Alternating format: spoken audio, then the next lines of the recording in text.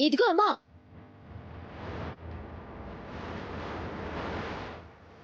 ఏంటమ్మా పిలిచారు? మీ అబ్బాయికి ఆవిడ ఉద్యోగం ఇవ్వరు.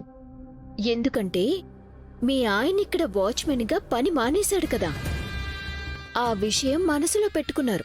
ఏంటి, చనిపోయిన మనిషి పనిలోకి రావట్లేదని ఆ కోపం మనసులో పెట్టుకున్నారా? పోయాడా? అదే మా అత్తయ్య గారు అంతే.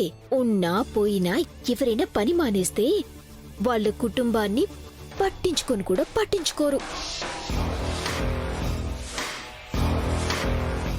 అయ్యో, అయితే ఇప్పుడు ఎట్టా అమ్మా? ఇంకా మా అబ్బాయికి ఉద్యోగం రానట్టేనా? నువ్వు టెన్షన్ పడకమ్మా. మీ కుటుంబాన్ని ఈ ఇంటి పెద్ద కోడలిగా నేను ఆదుకుంటానుగా.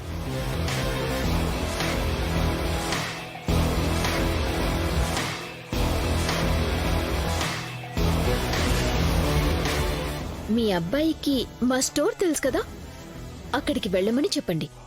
ఉద్యోగం ఇవ్వమని మా ఆయనతో చెప్తాను. మీరు సల్లగుండాలమ్మా. వస్తానమ్మా.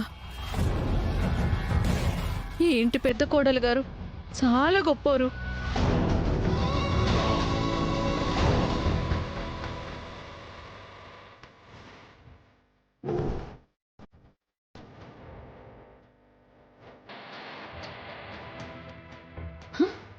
పెద్ద కోడలి గారు గొప్పరు. ఈ మాట మంచి కిక్కనిస్తుంది. ఇదే మాట ప్రతి నోట వినపడేలా చేస్తాను. ఆ ఆనంద భైరవి స్థాయిని, పేరుని తగ్గించి ఒక్కో మెట్టు కాదు డైరెక్ట్గా లిఫ్ట్ ఎక్కి ఆవిడ స్థానంలో నేనుంటాను.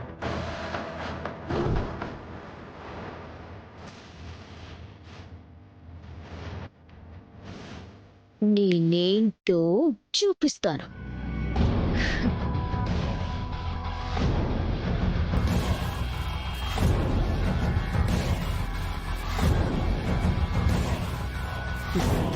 చాలా కలలు కంటున్నట్టున్నావే.